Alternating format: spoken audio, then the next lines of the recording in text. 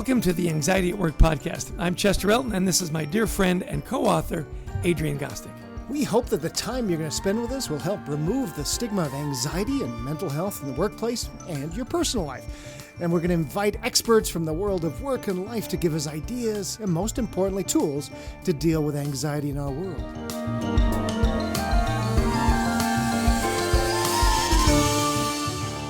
And we want to give a special shout out to our sponsor, Life Guides. Life Guides offers a community of trained and certified guides who provide guidance in 400 plus topics of personal growth, lifelong learning, and life challenges. They're a strategic people offering by leading employers across all industries. They provide employees with an experienced and empathetic support with a guide, a personal guide, across a broad range of everyday life events. Employees lead happier and more productive lives both at home and at work. They have a mission to impact the lives of over 1 billion people in the next 15 years. Now, because you're listening to our podcast, you get 2 months free access for your team today by entering code 2422 at checkout. Well, our guest today is our friend Michelle Tellis-Letterman. Michelle is a fellow member of Marshall Goldsmith's 100 Coaches and is a recovering CPA who spent many years in finance. She eventually founded Executive Essentials, a training company that provides communications and leadership programs. Michelle is the author of 4 books, including The Connector's Advantage, The 11 Laws of Likability, Heroes Get Hired, and Nail the Interview, Land the Job. Michelle received her MBA from Columbia Business School and is a fellow New Jersey resident, and I hope a New Jersey Devils hockey fan. Michelle, welcome to our humble podcast.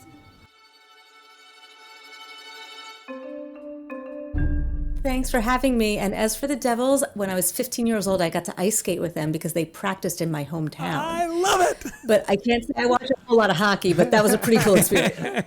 See, when we grew up in Canada, so you just say skate. You don't say ice because there's no other kind of skating. But there's no other kind of skating. Yeah. And we have an expression, Michelle. Once a devil, always a devil. So there you go. I got my horns on. Well, hey, thanks for joining us today, Michelle. We've been friends for a long time, working with Marshall Goldsmith, and I love this. You've mentioned to us that you're often asked, and you struggle to answer the question about your biggest failure. I just thought this was really fun, and in a forum about anxiety, failure sometimes can carry a lot of weight with it. Many of us are terrified of failure, especially if you have any preponderance towards anxiety. It can lead to perfectionism, etc. So tell us your take on failure and how we can overcome our fear of failure. You're so right. I actually, I always not just struggled, I actually hated the question failure because I'm so sensitive to language. And I think language impacts how we think about the things that we do as well as ourselves. And when we use the word failure in relation to ourselves, we are judging ourselves. And so I don't actually believe in the concept of failure. I think that, if you said, what's your biggest failure? I'm like, I haven't had any. I have done things that didn't go out as well as I would have liked, but then I figured out something from them. So the perspective of, I've had some great learning experiences, like my first book that I almost gave up on because the feedback was 17 pages of everything I did that was wrong. But that wasn't a failure. That was an opportunity. And I think if we switch the language in our head around judgment language to neutral, actionable, or positive language, we will also shift how we think. That is so interesting. You talk about I've never failed. I just had a failure this morning. I got my time zones mixed up for a coaching, appointment. And it's so funny how I looked at that as a failure and I thought, oh my gosh, what a horrible way to start my day. And then I realized that the guy I'm coaching is a good friend. And it's not a bother to him. He's going to forgive me for it. It's going to be okay. So is that the concept you're talking about? Don't look at it as a failure. Say, look, it was a moment in time. It's something that happened. We learn from it. We move on. Did I get that right? Because I'm having failure syndrome right now, Michelle. You got to help me. I love that. So there's a saying in Portuguese, a mistake is a mistake when you make it twice. Right? We all make mistakes. I'm not saying I haven't done things that I wish I had done differently. but I'm choosing to look at them as opportunity to learn from them. And the idea of, I've messed up time zones myself there, Chester. And now I'm really conscious of putting EST every time I send time zones to people. But you know what? We all have this human error of, imperfection. And that embracing of imperfection is what makes us relatable and authentic and likable even. Yeah, that I used to likability. hate that Adrian. question when I was doing. Can you not hear me? I'm sorry. No, go ahead. I was going to say this likability thing is really interesting. Adrian, take it away. Oh, sorry. No. Sorry. Go ahead, Chess. You finish your question. Let's. Sorry, Brent. You'll have to cut with that part. We spoke over each other. Yeah, I stepped all over you. My fault, Adrian. It was a failure. What can I say? Your books are about connecting and likability, issues that don't really get enough attention. In the hybrid world that we're in, how can people build connections when everybody seems so far away?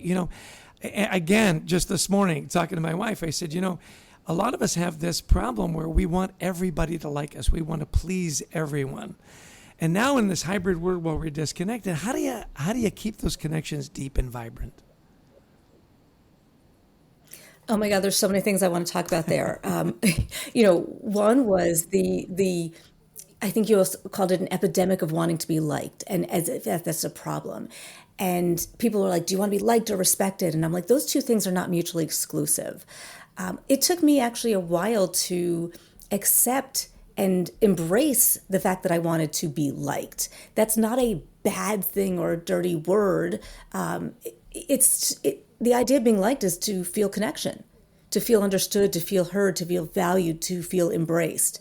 So I just kind of wanted to address that thing because it's a double-edged sword, especially for women in business. There is a correlation or a inverse correlation between success and likability for women. And there's, so many studies, and I won't take us down that tangent because I wanted to address what you said about this hybrid world we're living in. And I do think that this time of social isolation, or I should say physical distancing, has opened doors to a different type of connection.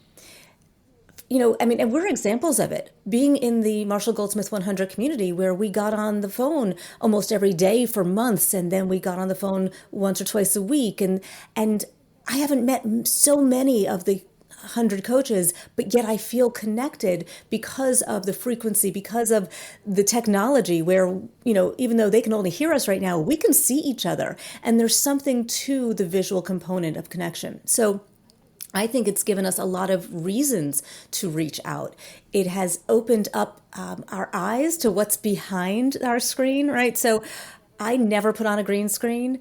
The dogs have come in, like letting people see into the window of who we are allows us to find additional points of connection. So I think it actually can create deeper roots.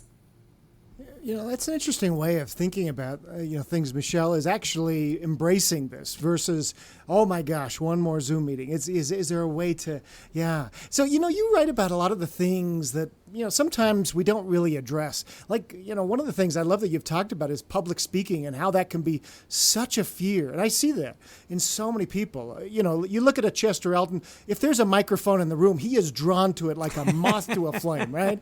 But for many people, public. Why do so many people have this fear? And more importantly, how do they get over it? Do you think?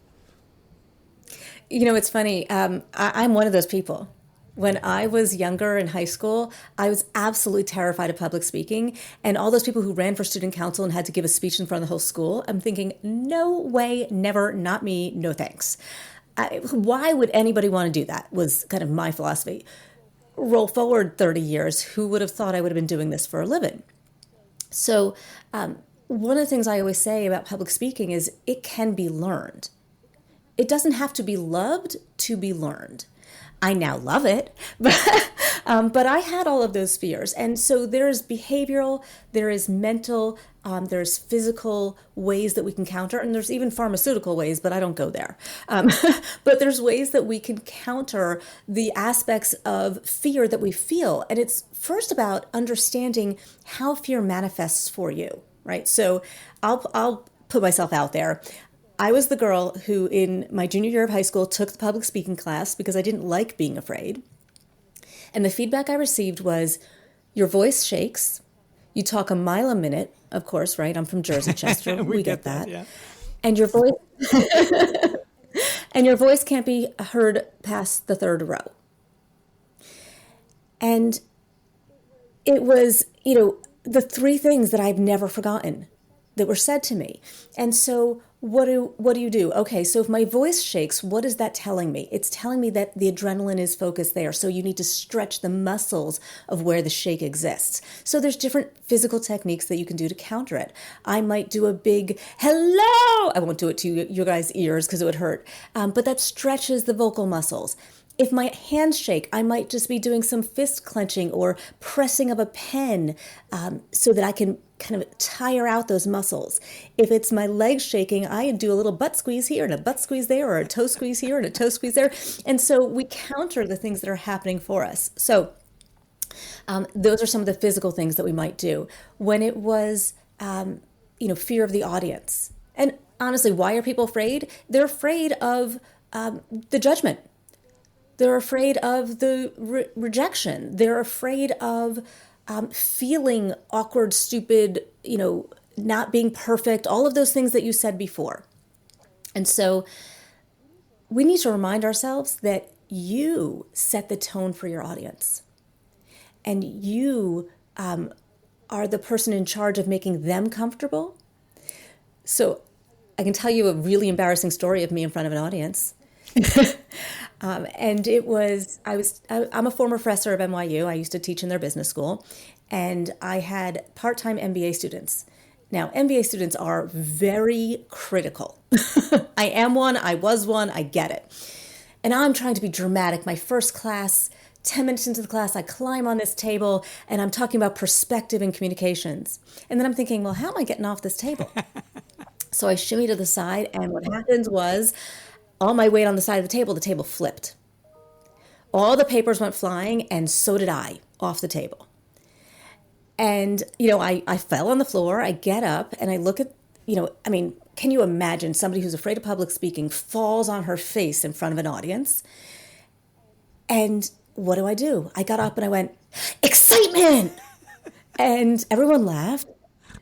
And the guys tried to pick up the papers and get the table. And I'm, that hurts. I kind of hurt myself there. I said, okay, now who's embarrassed for me? Oh. And nobody would raise their hand. I said, come on, guys, did you see that? I just fell off a table. Who's embarrassed for me? That was God. Can you imagine? Nobody raised their hand. I go, why? Why aren't you embarrassed for me? And they said, well, you seem okay with it. And right? You know what's fun? I turned it into a teachable moment. Yeah, and you know what's funny about that? The students probably thought it was all staged. They probably even thought, well, that's just part of it. She does that every first class, right? Oh, yeah. Part of the TikTok, YouTube world. She's just, that's great. I've never done it again and never did it before. It was painful. I did land on my wrist.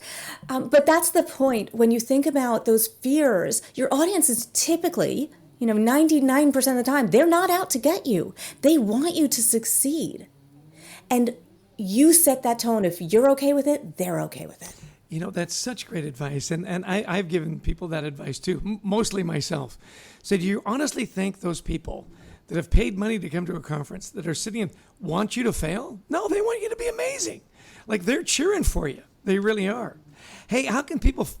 Absolutely. And I have... Oh, sorry. I was going to say, I have so many more stories about like when my shoe got stuck in the stage and I had to pull it off because I got stuck and I couldn't, when I was pregnant speaking, I would bump into things because I couldn't see, tons of stories, and you just roll with it. I wish something embarrassing had ever happened to us, Jess. It was such a shame, right? It is one of the reasons that Adrian and I do not wear high heels when we present. You get stuck in the stage. It's a rule. And we've all had this happen, though. Yeah, absolutely. So I love your vulnerability. Yeah. Yeah. Hey, where can we find more about your work? Where would you send people to? Websites, TikTok, whatever. Let us know. Definitely not TikTok. And thank you for asking that question. I love to hear from the audiences. The best place is my website, which is Michelle with 2 L's, Tillis, Tillis, Letterman, LEDERMAN.com. From there, you can get to my blog, my YouTube channel, my LinkedIn. I just launched my LinkedIn newsletter yesterday. Very excited. So LinkedIn is my favorite of the social media platforms, and I give lots of freebies away on my website, so come join my community too. That's great. Hey, you're an expert in the job search and interview process as well. You talk about anxiety. You're trying to get the job. You're worried about not having a job. How can people best navigate that process? Do you have any tips how they can nail the interview? Well, that's actually the title of one of my books.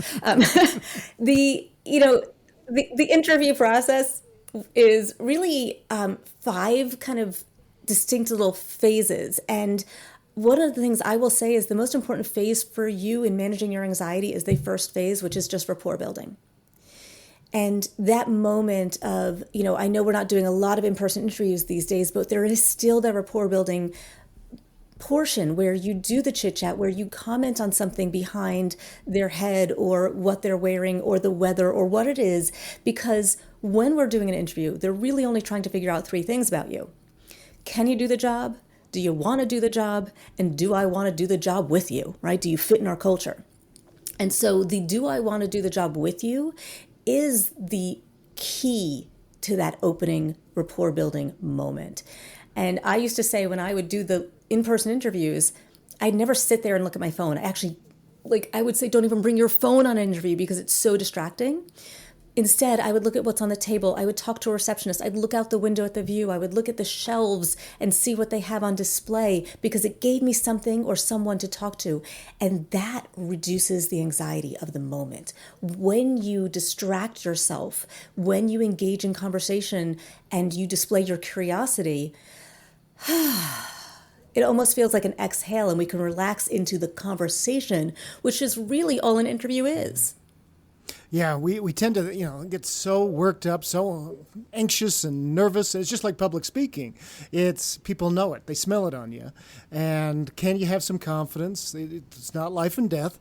So it kind of leads us to the next thing I wanted to talk to you about was this idea of likability. You wrote the book, The 11 Laws of Likability. And so, I was thinking about this. This is such an interesting one. I think back when we were all kids, there were people in the world who were sort of universally liked. You had Mother Teresa. When Oprah came out, I think everybody liked her at the beginning. And then all these divisions started in the world. And I don't like this person because of this or this. So what can we learn about likability and how do we apply this in our lives, given all the divisions we're facing right now?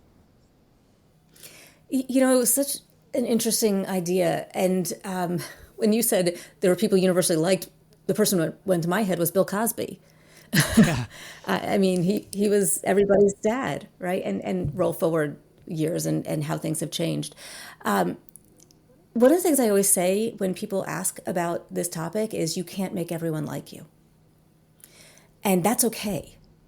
And that's hard to accept, but that's something we all need to accept. You cannot make everybody like you. And what you can do, though, is enable people to see what is likable about you. And that's the shift I want us to make in our thinking. Because, you know what it's like to be on a stage and to be in front of people and to know you're not going to get everybody. And what happens when I was starting out, I would hyper focus on the person I thought I was losing in the audience, right? When I had small groups and doing training and there's, 30 people in the room and I knew this person just wasn't with me, instead of focusing on the 95% of the people in the room that are with you. And all you can do is enable them to to adapt and to flex momentarily, adjust your style so that they can see beyond something that isn't working for them. But you can't force it. So I think that's something that can reduce our anxiety. And I will tell you, it's certainly helped reduce mine when I would say if 90% get me and appreciate it, I'm okay letting that 10% go. Let it go. We hear that a lot from our friend Marshall Goldsmith. Don't we? Just let it go. Not everybody's going to like you. Yeah, and that's okay. Hey, we're always interested in self-care tactics, rituals, things that you do to take care of your mental health and your anxiety. Can you talk us through some of the things that you do to keep yourself grounded that might help some of our listeners as well? Boy, if this is not probably the hardest question you're going to ask me today. And I will say it's something I struggle with. I am somebody who I would consider has a monkey brain. I have since childhood really struggled to not do many things at once. Like as a kid, I would play solitaire with a deck of cards while watching TV, or I would do my photo albums. Now I'm playing Candy Crush or Wordle, or whatever the game is while I'm watching TV. I can't just sit and do nothing. I've gone to meditation classes. I've tried all these things. And I think when I think about self-care, it is just saying about self-choice. And for me, it is calming to do two things at once. So for example, today I was on the Peloton. And so I will say one self-care thing that I've tried to do now is not book any calls before 10 a.m. so that I can have my morning for the Peloton and to make sure I actually eat breakfast. And those were things that never happened before. So that is a self-care thing. But the multitasking for me feels so great. It makes me feel energized. So I took a call while on the Peloton, right? And then I listened to a webinar while I had breakfast. And so I felt like, I feel so productive. And that gives me that permission to not take a call until 10 a.m. Well, I love that you've found what works for you, because a lot of times we say, you know what you need to do? You need to meditate. And it's like, I've tried that and it doesn't work. No, you need to keep trying. And what I love is that you're saying is now find the thing that works for you. And you've found that, which would be a little counterintuitive, right? Yes. I mean, I'm sure everyone's like, keep trying the meditate. And I've tried it. And my son, who is like hyper and anxiety ridden like me, actually, both of my kids have been diagnosed with anxiety disorders. It's little things that I can say, okay, so here's what I try. And he's like, well, that doesn't work for me. And I'm like, okay, so what have you found is working for you? Because it's so individual. And this anxiety thing is not the same for any two people. So profound. This has been such a great conversation, Michelle, and we knew it would be. So, hey, if you had to tell our listeners a couple of takeaways you would like them to maybe leave with today, what would they be from our conversation or your work in general? So for me, my heart is always about connection.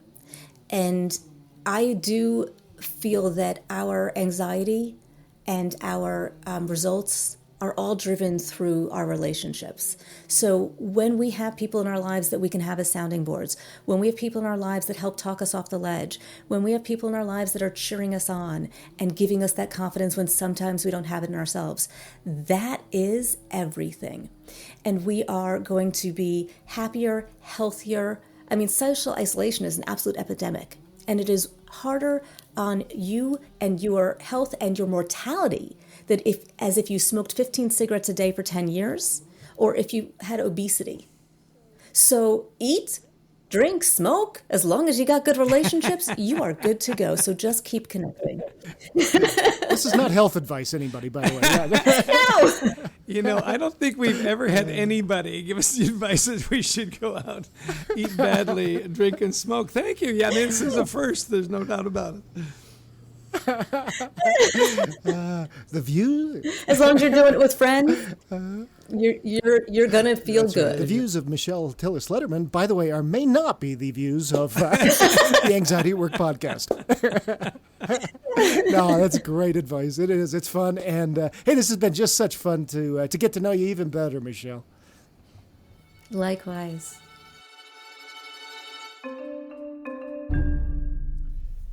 Well, just such an insightful conversation with Michelle Tillis Letterman.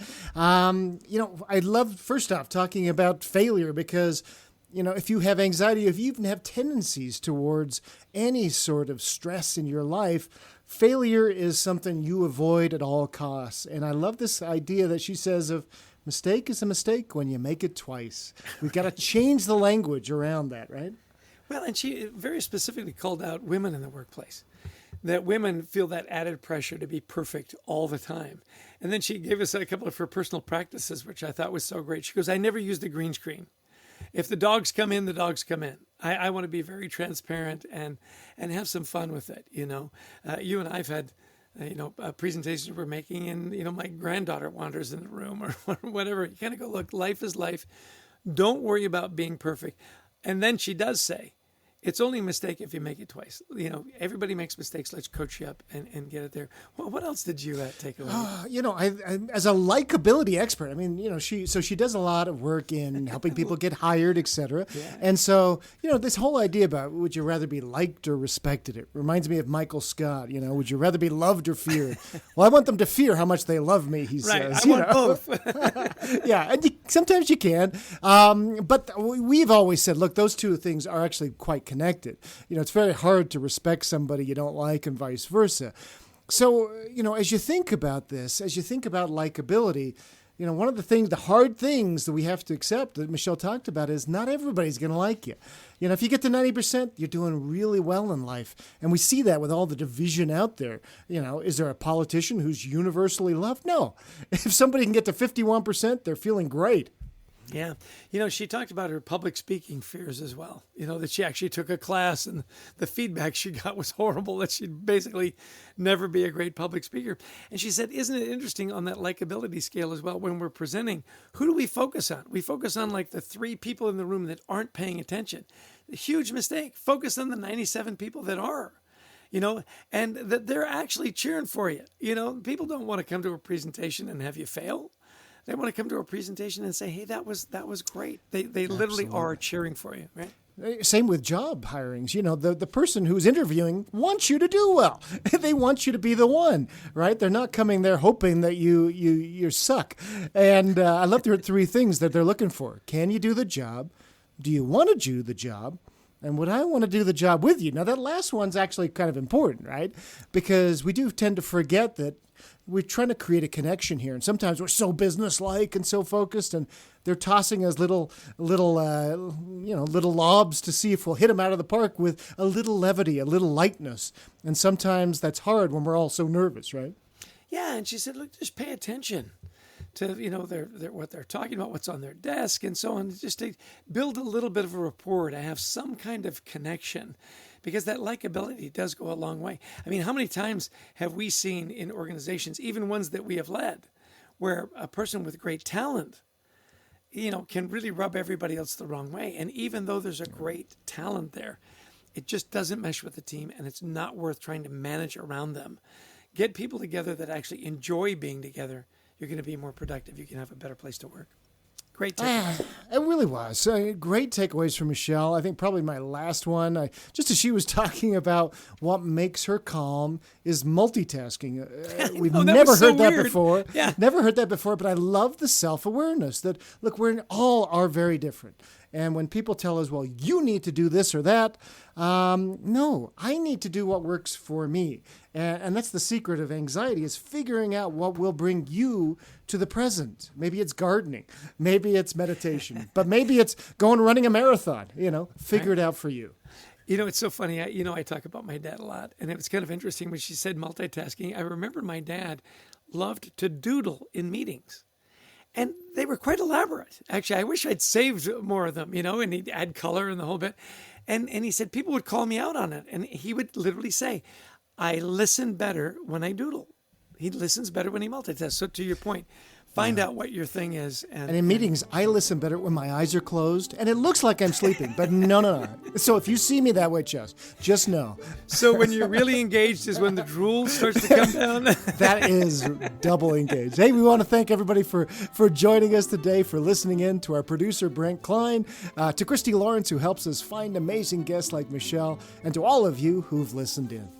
You bet. Join our community. We thrivetogether.global, a safe place to talk about your mental health and get some support there. And by the way, if you liked our podcast, please share it. Give us a little feedback, 5 stars if you can, and if you hated it, keep it to yourself.